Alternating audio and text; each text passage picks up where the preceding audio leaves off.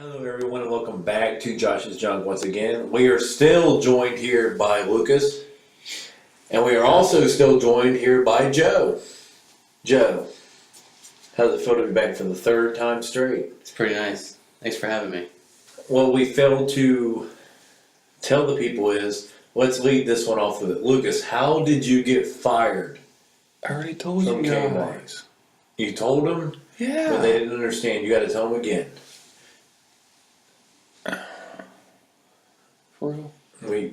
We've led them on for like 3 podcasts. Like Lucas will tell you, but Man, I feel like all this hype people have built, they're just gonna get disappointed when they like. it's America. We're always disappointed. This is the land of the free. Sort of. I don't even know where to start. It's like podcast is over. Well, I worked in Layaway for 2 years. New store manager came in. He promised everybody that he was going to take me out of Layaway, and that's when I went back to receiving and started working with Josh and these guys. And that was all good for 2 years, all fine and dandy. And then one day he was like, "I need you to go back there to Layaway," and I was like, "No." So I just went back. I started stocking shelves. Doing my job. It was basically, I got fired for doing what I was supposed to be doing in the first place.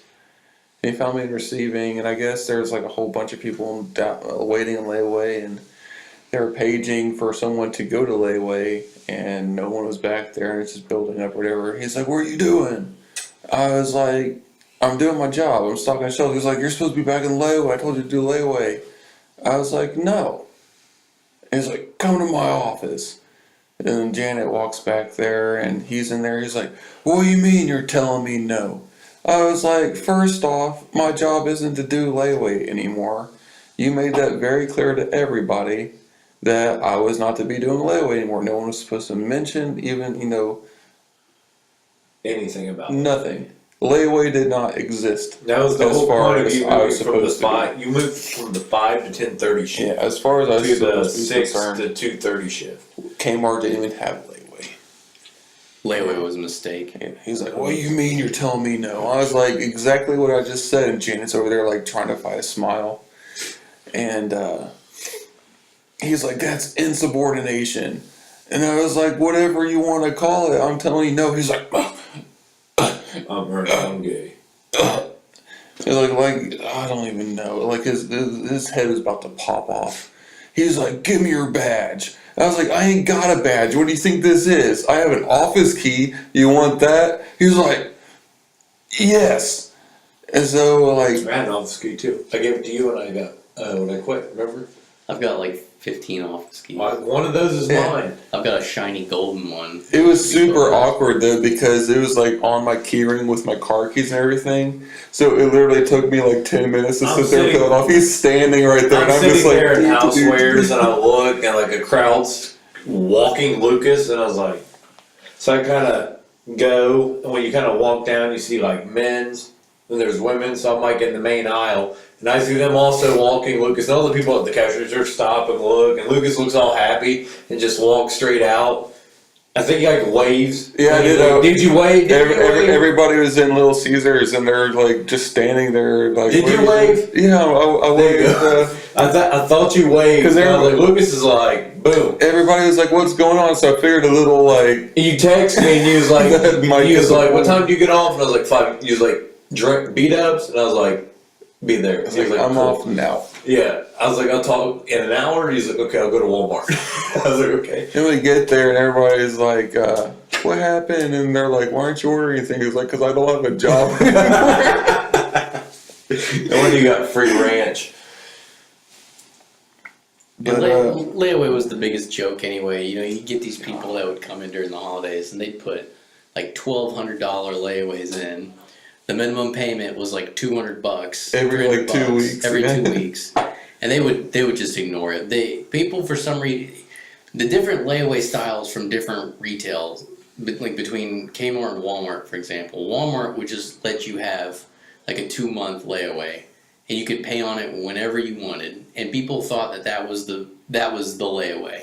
So at Kmart, it was every 2 weeks, and if you didn't make that payment within like 5 days at your 2-week mark, we'd kick it back out and you'd lose it. Which it was explained to everybody, Yeah, and well, we People even were too stupid. They come back in like, what do you mean? Dude, I never worked in layaway, but I hear people walk by them going, layaway, and it's like, I can't wait to put my shit back. I only paid 7 days late. It's like, or they didn't, seriously? they didn't even pay it off. Even during the holidays, we would I have was like smart. a huge I grace refused period. to learn layaway, so I never knew it, so they could never put me back. There'd be like a 20-day grace period at the holiday times because we didn't want to put like toys and stuff back for kids, and Yeah. people were still late. The people they come in, Christmas Eve to pick up their Christmas presents. Some people would actually bring their kids. Yeah, Like they knew that their stuff wasn't there anymore. But, well, my kids. I It's want like, to get your what are guys' we gonna thoughts do? on this real quick before we get into my most prominent emotional side. Yeah. How was the holidays for you guys there? Black Friday. There's a lot of havoc, a lot of craziness goes on. What's some crazy stuff you've encountered? when I first You have more started, experience than me and him combined in it. What's some stuff you've encountered? I think people. and we can we have a couple things probably as well. I know I do. We should Well, as well. Black Friday is easy because there's so many people. I could just go hide and not do But anything. he's got the viewpoint from 10 years ago to last year. When I first started, I don't think I it only was worked as there bad. 5 years. I don't think it was as bad when you guys were there. But when I first started, people would sprint from the store. 'Cause you know how. You remember when Bowman said, Janet, you stand here. Ha ha ha. I'm not getting trampled because that guy, some other state got, the store manager, remember he got trampled by his Yeah. people walking in. Bowman's like, I watch the news, not me. Because Bowman, the store opened at 6. He's there at 2:30. His car's in the apartment. I get there at 4. He's like, That guy would. he knocks on my window. He's like, you want to come in? And I was like, I don't start till 5. He goes, it's 4. And I was like, he's like, another hour. Guy, You're my crazy. guy. What did Bowman always say? Guy. Hey guy. Because he thought you were Chase. Yeah, just because we both wore Yeah. glasses. So like he got it confused, but like, all right, sorry, continue. Here we go again. Hmm? What were you even talking about, Joe?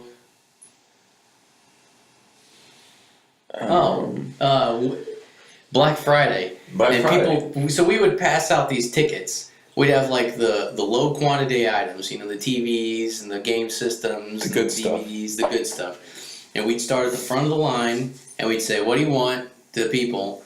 Oh, I want the game systems. We'd give them a ticket. We only have 5 of these, so here's your ticket for 1. It's on reserve. You've got like 4 hours. You don't have to rush. But people would still just sprint from the second the door opened. They'd be like ripping the door down and sprinting, and they'd get their I got it, but they don't have the ticket. $3 Blu-rays with like I Chevy remember Chase you, and were shit. you always in electronics? I started in garden shop.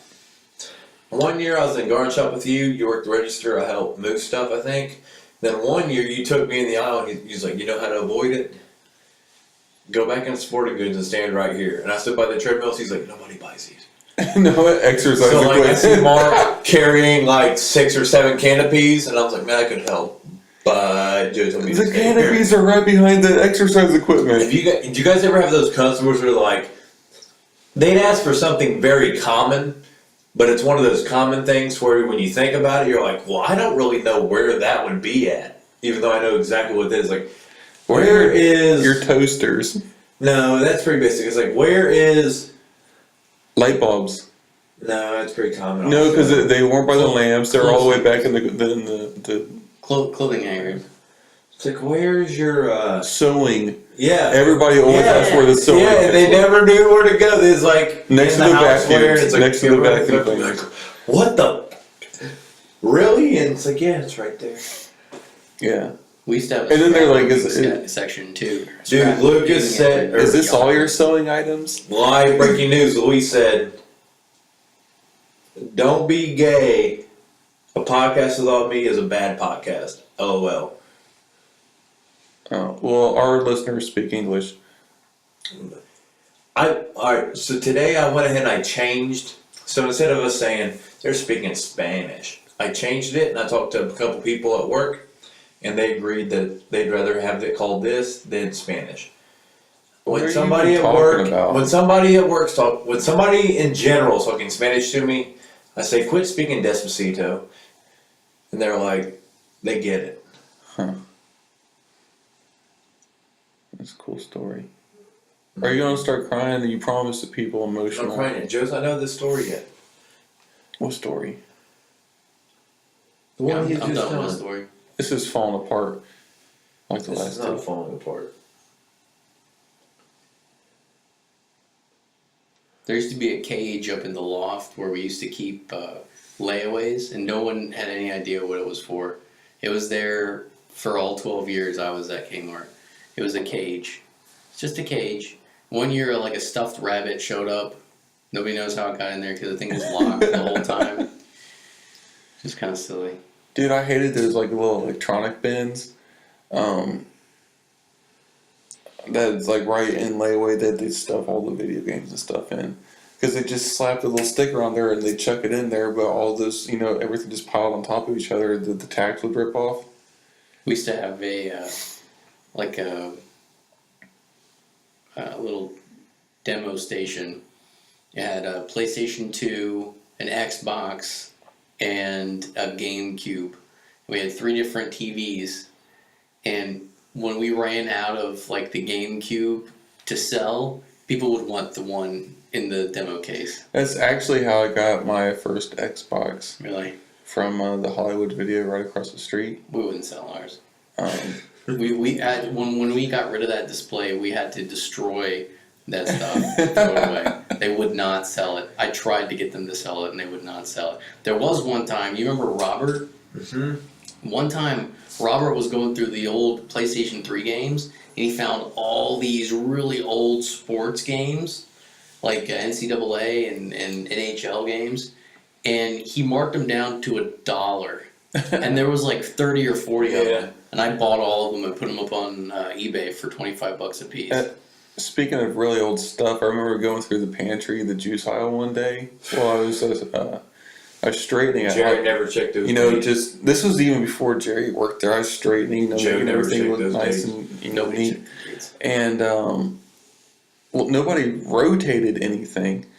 So this was. Why rotate when you can just shove shit back? Yeah, I don't even know what year this was. Okay, but I was like, man, that looks like all these red bottles of V8 or whatever. I think it was V8. That's what the first thing I saw. Mm-hmm. Like, nice bright red bottles. This one is tar black. So I looked, I dig it out from the abyss back here, and it's like 10 years old. No lie. So I'm like, That's probably right. Yeah. I'm like, this is ridiculous. But I was like, all right, maybe it's just that one. Go through everything. I was like, Rose, I think we got a problem. And she was like, what? I was like, look at the dates on these. I'm like, you didn't have to read the dates. There's like chunks and stuff floating in it. And I came in the next day, and there was like 15 carts of juice. Like, the shelves were empty. So like, I remember this purge we did in January one time, and we had everybody in the whole store going up and down pantry aisles looking for expired stuff. We got rid of probably 3 or 4 full pallets of expired it's ridiculous. merchandise. When that power thing went out in 2008, we had to get rid of everything in the coolers. Yeah. So pulled everything down from the coolers, and we wrote out a big list of what everything was, but we didn't take pictures of it. And the insurance company denied the claim because we didn't take pictures. That's We didn't have evidence. So I want to talk about the crazy ways we used to unload stuff from the trucks, like unique things. We used to get these 12-foot pool tables, and like I explained earlier, on a normal skid. Yeah, on a normal skid. And like I explained earlier, we didn't have a dock in the back. So what we had to do, They didn't move. what we had to do is we had to get the forks somehow in the truck, and if it didn't reach, we had to get the chain, which we used for salt pallets too. Yeah, which we wrapped in between, like. Yeah, what did James always say about that? I was like, be careful, because if you snap, they're gonna take your freaking head right. You're dead. If the chain breaks, you're dead. You're dead. But anyway, so we'd have to pull the pool table up, because these things were like 500 or 600 pounds. We couldn't lift them by hand. Yeah. So we had to pull it to the edge of the trailer, and the forks had it the one side up on the edge of the trailer, and we had to pick 2 really nice looking pallets, put them underneath it, and stand the pallets up so it was leaning on the pallets. We'd let the forklift out. We'd drive all the way around the other side and then pick it up and like maneuver our way out of the truck and then let it down. And most of the time, the weight balance would be so off that someone would have to stand on top of the pallet for additional weight, which is completely breaks every James is like, OSHA. well, it's against the rules, but Every you see anybody that you are going to break this thing, I promise. he's like, do you see anybody that matters back here? He's like, yeah, it's me. Do it. And, I was like, okay. Something as easy as leave. The mic's fine. You're going to get punched right here on the video. That's rude. This is what the people want. They're going to enjoy this if they watch it. I didn't do nothing wrong. Something is always, if you don't like it, just scream racism. Something as easy as leaving a pallet standing on its side. One pallet that came in OSHA, $10,000 fine or something like that. Every time we do something like that, it's like, And OSHA, then or like you see them like lined up against the wall. It's like, it's like get out of here. 10,000, 20,000, Yeah. 30,000. I remember one time that you were back in receiving, throwing trash away or something, and I was outside moving pallets, and I had to get off to move something, and I guess I forgot to put on the parking brake, and from one side looking out from the inside, here comes the forklift with no driver, just like skimming. I just see it by. moving, and I'm just like, You you jump off, and you just Ghostwriting. Welcome back to Josh's Junk, where we just experienced technical difficulties for the first time. The GoPro died. Yeah, plug it up. we didn't charge it. We were not prepared for this. And if you can't see all three of us, it's because we can't see what the camera is showing right now. Because it's charging. You can't see us anyway. We're going to go ahead and end this podcast with the big thing. Well, the biggest thing was how you got fired. So people quit asking me how you got fired. I don't know. Like, it's a big I'm not quite sure I cleared it up. Like I said, I don't watch the podcast. I half-ass watch them, so I don't know if he actually said it or not. I'm in them. Why am I gonna watch them? You guys watch them. You're not here. Everything's Shut up, falling crack my apart. headphones. So my emotional thing was gonna be, I probably won't get emotional about it. I was more in an emotional mood when I said that I might be. Tears. I never said I promised tears. But Kmart pretty much set the foundation for the rest of my life. Like my foundation, when I started at Kmart, I was 18. I had 2 friends, and I was broke. And I had a dad that was like, get a job or get a job with me. So I met you and Mark. Hang on, I'm sorry, but it's kind of still the same. You got 2 friends and you're broke. Yeah. I wasn't done after Mark being my only friend. Asshole. Then I met all these people at Kmart. And then I think of my foundation of friends now, it's like him, you, Ben, Alex was my roommate for a while. I was friends with Chase for a while. Tyler, I'm still friends with him. I still talk to Kayla from Soft Lines. I still keep in touch with Maggie sometimes. I still keep in touch with Doug. Doug comes over here sometimes and hangs out. I don't really talk to Devin much. I talk to James, but he's in like New Mexico now. Who else? Do you keep in touch with anybody from Kmart nowadays? No. It's pretty much Doug and you. And Jared. But Jared never answers the phone. I figure it's supposed to get a brand new phone and he does not know how to answer it. Brand new phone, brand new job.